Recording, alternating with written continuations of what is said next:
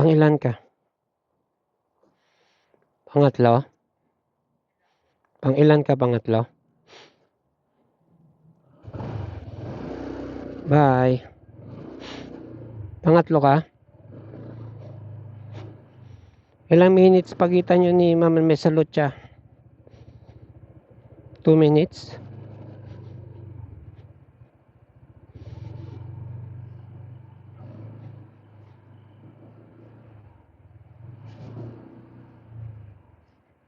Boss.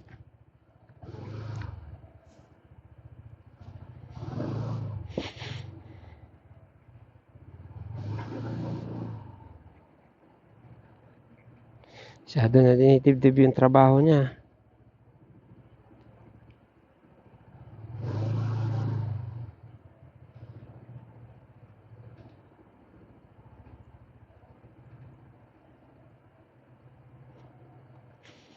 So, ito muna tayo ngayon. Tinatanong ni teacher bakit di rin magpagas sa mga Uni Oil, sa mga ibang brand. Para nakikita yata niya mas mura. Sinusunod ko lang naman yung advice ni Kiel eh. Si Kiel mekaniko yun ng Toyota dati. Tsaka hanggang ngayon nag-aayos-ayos pa rin siya. Sideline niya sa bukod sa call center siya nagtatrabaho.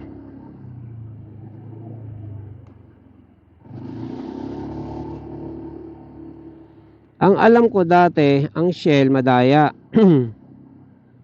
Parang may kasamang hangin daw yung bomba. Nasasama yung hangin sa kwenta ng litro. Kaya napansin nyo kapag papakarga ka sa galon, hindi nila sinasalinan basta-basta. Kasi mabubuking na kulang yung Alam ko merong Indiano na gumawa niyan eh. Doon niya pinakarga sa sa graduation graduation cylinder, graduated cylinder. Booking na booking niya. Ang laki ng bawas. Pang 700 ml lang 1 liter.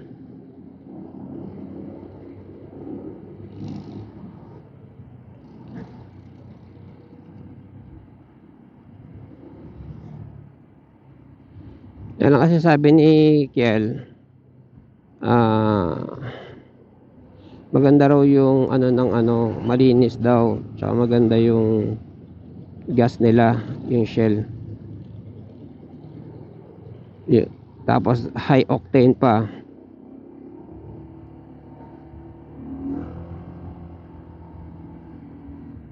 Ang gusto niya dito. So lalong sa Shell dapat para hindi luma yung high octane.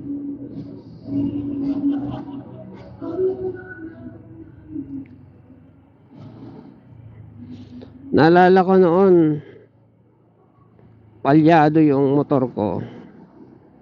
Tapos pinagsabi sa akin, may tubig daw na may tubig daw ako sa carburetor. Sabi ko, ba't ako magkakaroon ng tubig sa carburetor? Hindi ko nilalagyan ng tubig eh. Wala namang radiator yung motor ko. Napagtanto ko tuloy, saan ba ako nagpapagas nun? Sabi kasi nila, wag na magpapagas sa mga lugar na mahina ang bentahan, tsaka sa lugar na binabaha. Kasi baka raw napasok na ng tubig yung tangke nila. Alam ko tangke ng gas, bakal naman yan eh. Hindi naman basta-basta papasukan ng tubig yan, di ba? Pag mahina, medyo maniniwala pa ako. Kasi ang gas daw napapanis. Baka mamaya panis na yung gas na binigay sa'yo. Niniwala ako dyan kasi yung sa motor. Sa motor namin na stock, napanis yung gas eh. Kaya kung inabot na ng expiration yung gas mo, sabihin natin mga 3 buwan, ganyan, 3 buwan na hindi naubos, hindi nadagdagan yung tangke nila, expired na, tapos benta pa rin ang benta, syempre bibenta nila yun. Hindi, pangit na yung performance mo, pupugak-pugak na yung motor mo. Magtataka ka ngayon bakit ganun. Kaya sabi ni Kel, sa ano lang, trusted lang daw magpapagas. Hindi nakikinig kami. Siya yung expert eh. Alam ko yung ang sabi niya sa Toyota may training pa daw yan eh, kung gaano man katagal. Parang auto mechanic training something.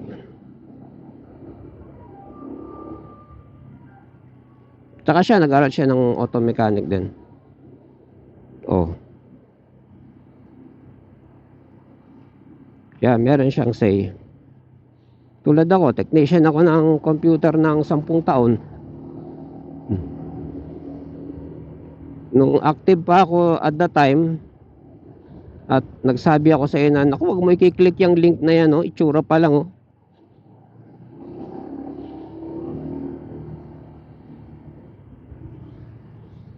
Makikinig ka sa akin. Tapos kinlik mo pa. Pag click mo, nakalagay doon, ano, log in to your Facebook. Naku, magla-log in dyan, hindi naman facebook.com nakalagay dyan, FaceBO00K. O hindi Facebook yan, 000, hindi O yan. Ako, scam yan. Baka man nakaawin yung ano mas, hindi ka nakinig, nag-login ka pa rin.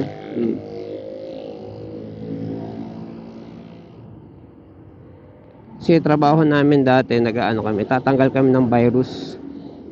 Tapos ang minsan yung client namin sasabihin, nag-login lang naman daw siya online, ganyan. So, biglang na-hijack na yung computer niya.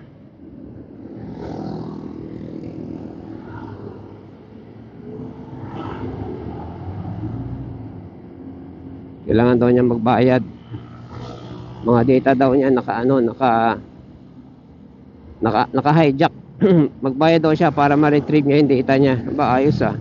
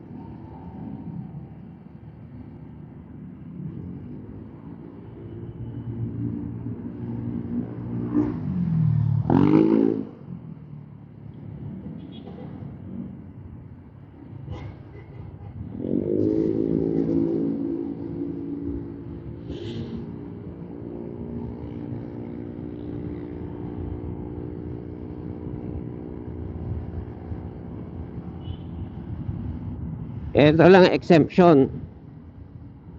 Yung kapitbahay ko na karpintero, pinagawa ko sa amin. Tapos lahat ng advice niya sinusunod ko eh. Kukontrahin ko pa ba yan? Sabihin niya kinuha ko siya, tapos kukontrahin ko yung advice niya. Pero looking back, I know na looking back, nakita ko na yung mga advice niya pabor sa kanya. Dun sa bahay niya, parang binayaran ko lang siya para pagandahin yung bahay niya. Kasi yung bahay niya nakadikit sa bahay namin. Actually, lupa namin yun. Eh, palibhasa, absent owner kami. Binenta ng samahan sa iba. Di nagkapera pa yung president na ulupong.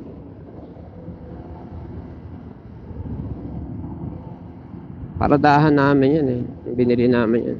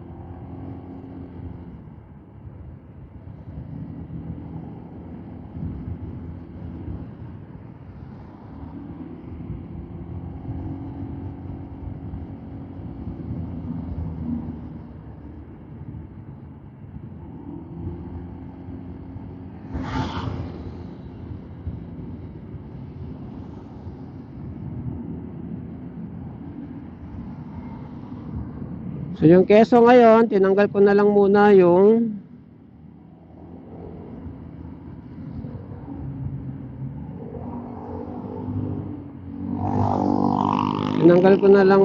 yung ano, yung bakal ng top box, yung ang tawag nun, tsaka top box syempre.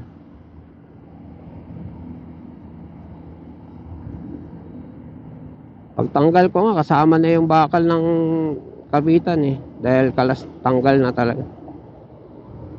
Mamaya may biyahe ako, whether tanghali, hapon o gabi, gagamitin ko pa rin yun. Pero hindi ko yan kasi teacher doon, kasi wala na siyang hawakan eh. Wala pati siyang sandalan. Si teacher multitasking yun, baka mamaya bumira ako, tumihaya yun sa highway.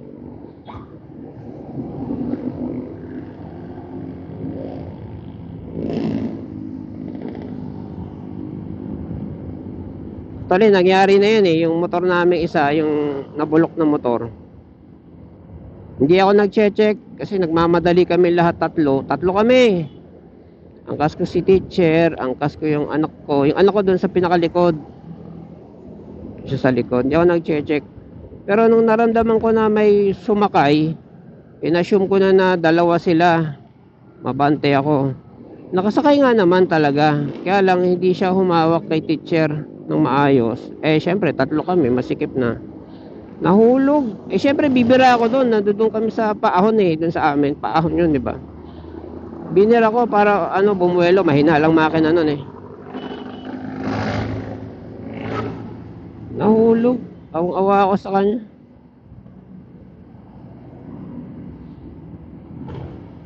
Kaya nga, hindi ko makakalimutan yung pagkahulog niya doon. Hinahatid ko siya dito sa Eastwood paglagpas. So dalawa sila hinahatid ko. Tapos ako naman papasok ako. Driver ako nun sa kuya ko. Araw-araw yun.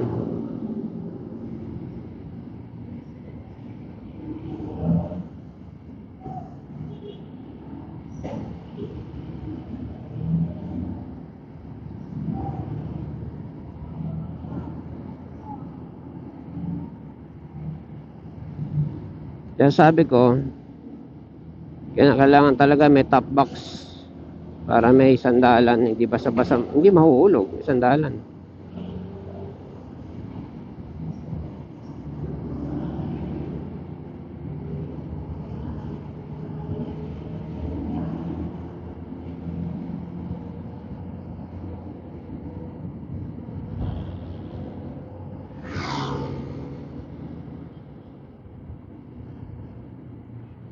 Chicken dance.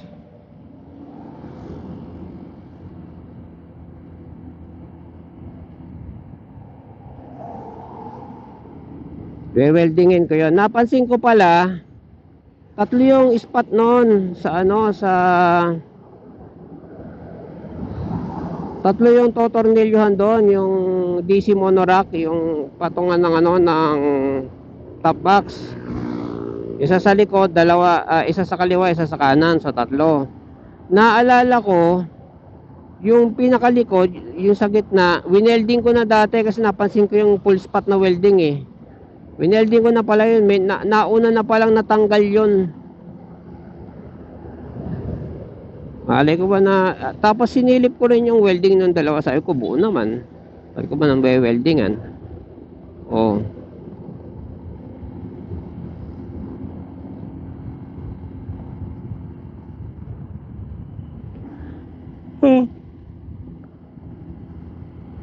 Ngayon kalas pareho eh. Isa kalas, yung isa biyak na biyak.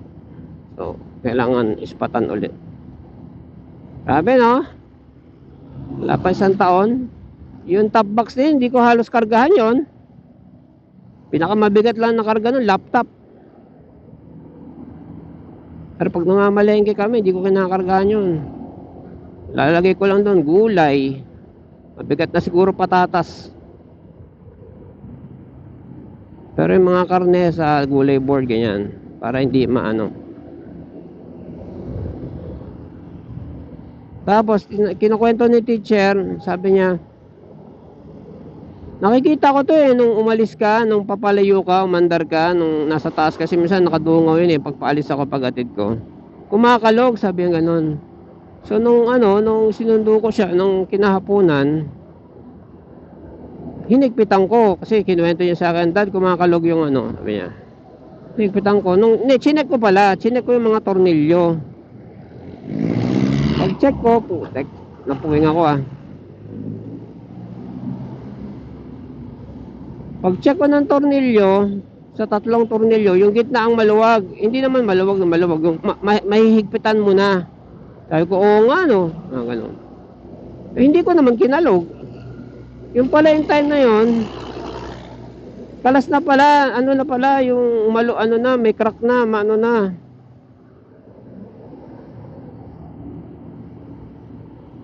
Palala lang ng palala. Ilang araw na pala siyang ganun. Malay ko ba, ilang linggo na siyang ganun. Ilalang pinalala doon sa Marilaki dahil malubak yung yung biniyahe ko doon. Rough road.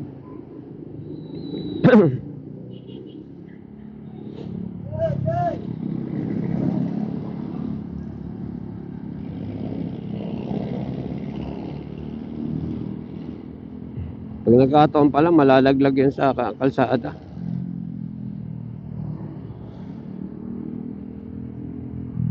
Kaya yung mga ganyan, mga kalampag, mga tsaka yung sinasabi ng ibang tao, kailangan i-check mo talaga eh. O kahit hindi sabihin, nagro-routine check ka talaga. Ang pinaka-basic niya, maglinis ka. And pag naglinis ka, yung talagang thorough cleaning. Kasi minsan, pag linis-linis mo, makikita ka eh, uy, maluwag na pala to, uy, nasan yung tornilyo nito, uy, bakit putol to, ganyan. Uy, ba't malambot yung gulong? O kaya, check mo yung gulong, yung hangin, ganyan.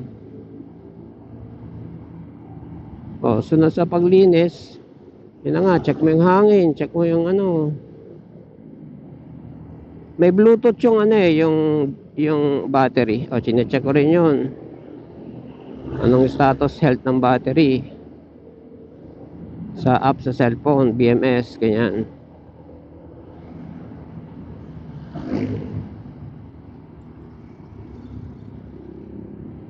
Ito nga, sabi ko nga kay teacher eh, pag nasira sa daan tong natin, itong ADB, hindi ko alam paano ko ito troubleshoot. Kasi malay ko ba dito, puta? Malay ko ba dito, ano ba to? EFI? Ano ba to? Eh, ang advice sa akin ni Kiel, ano ba sabi niya? Spark plug daw. Kapag hindi umi-start, spark plug daw, sabi niya ganyan. Okay, edi dapat pala may baon ng spark plug. Tsaka dapat alam ko kung nasaan yung spark plug. Excuse me.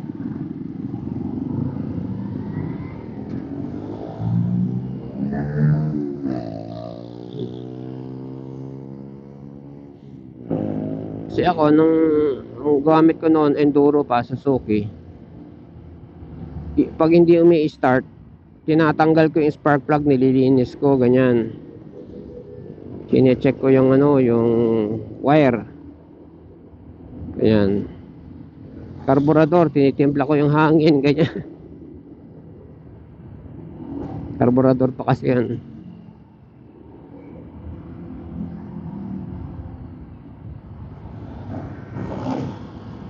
May speedometer ba yun? Ang dami ko nang pinagkakalas dun eh. Para low maintenance, pinagtatanggal ko lahat. Sipin mo, wala akong signal light.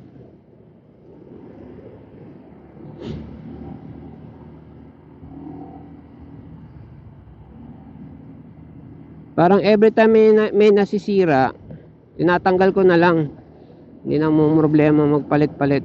Kasi yung bilihan ang layo sa Caloocan. Eh hindi ko nilalayo yun eh. Doon lang ako sa Project 4 pan-deliver. Parang lokal lang ba? Lokal lang sa barangay, ganyan.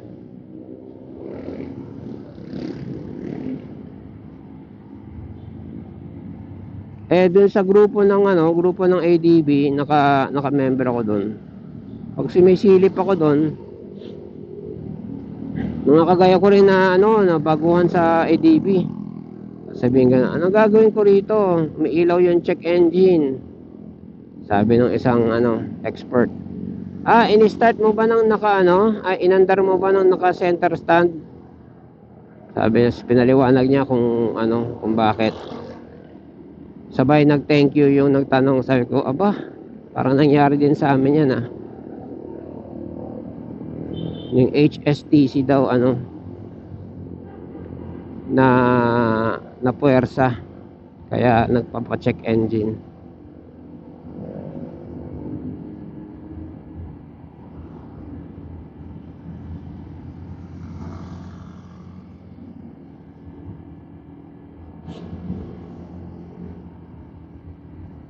Kasi umaandar yung likod, yung harap hindi.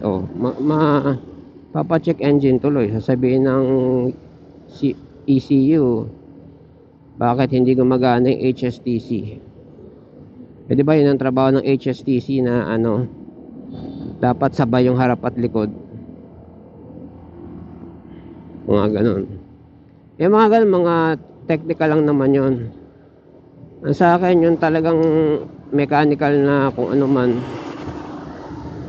o electrical, yun ang naman basic troubleshooting nun, di ba? Electrical o mechanical. O ngayon, meron ng ECU na kasali.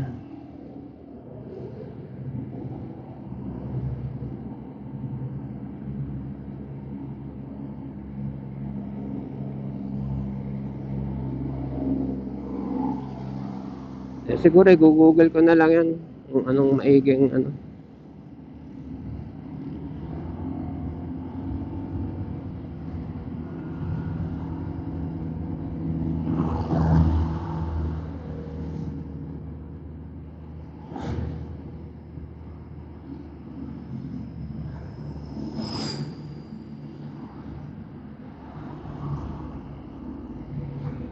Naiinis ako sa mga ganyan, tututok sa likod mo Truck na ba yun? Overtake siya kung umovertake siya, kung nabagalan siya sa akin.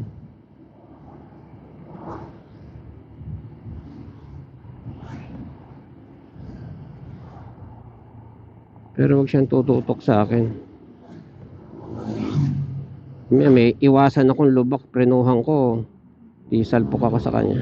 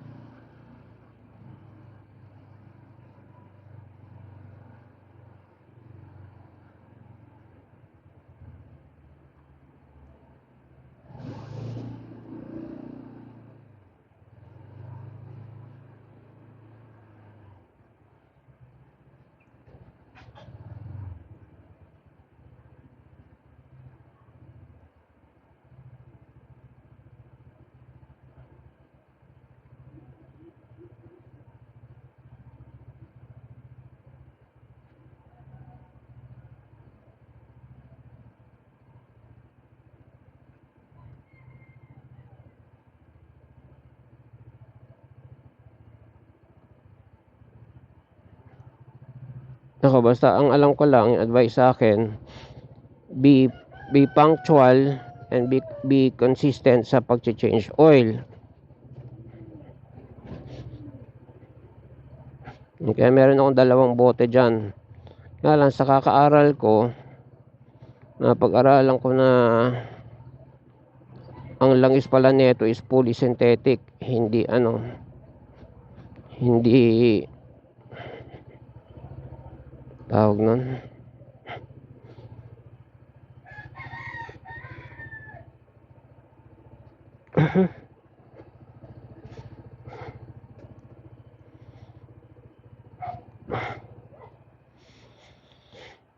full synthetic pa lang langis nito at hindi semi. At least yun ang sabi sa sa manual.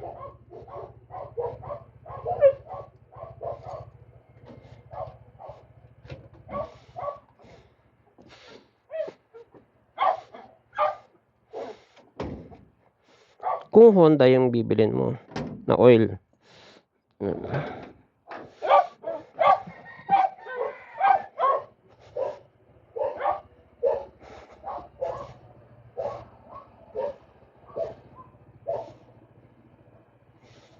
si Apa at Apang aaso.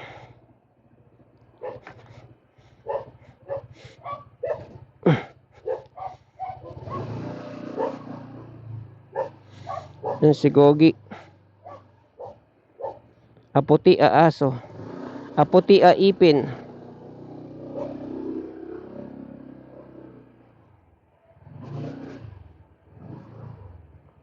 Huwag mo lang aawayin dahil hindi atatakbo.